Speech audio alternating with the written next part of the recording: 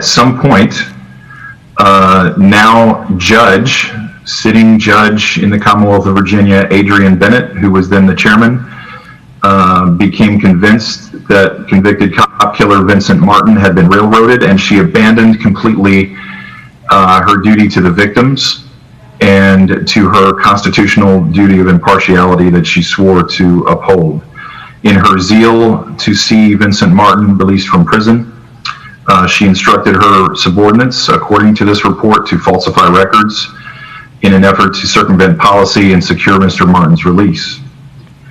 She also caused the minutes of the parole board meetings to be altered and to remove any reference to Vincent Martin. This was all after the date. I don't know that it was all after the date, Madam Speaker. I want to be clear. Some of this appears to have occurred at least after the date she was elected to the bench and before she took the bench. This appears also to have been substantiated by this investigation. The current parole board chairman, Tanya Chapman, who this body just re-elected to that position, or reappointed to that position by a vote of 55-41 just a couple of weeks ago, is implicated in this same 13-page original report and accused of committing criminal acts that would amount to jailable misdemeanor in the Commonwealth of Virginia. She failed to report the criminal activities of Chairman Bennett, appears to have assisted in the altering of records, and also failed to cooperate with the Office of Inspector General. Madam Speaker, this issue goes potentially well beyond what these public officials did in committing unlawful and illegal acts potentially in this role.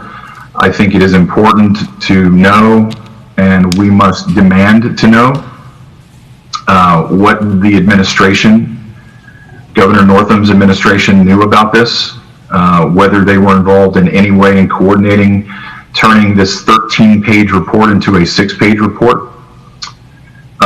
Likewise, I think we need to demand of the Office of the Inspector General, who is the independent watchdog agency in the Commonwealth of Virginia, just why a 13-page report became a 6-page report and why those original allegations of illegal activity disappeared from the report. The delegate from Shenandoah is a great attorney, because if you listen very closely, you heard a lot of these words, allegedly. If it's true, possibly, if they're aware. You also heard him say that this report was in the hands of CBS 6, which means he hadn't even read it. But not to miss out on the opportunity to get this on the record as soon as he possibly could, not having read the report, just reading a news account.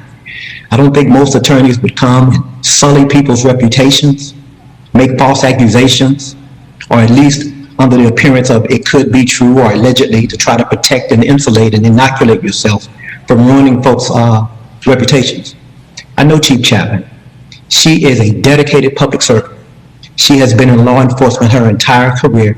She has dedicated her life to protecting the citizens of the Commonwealth.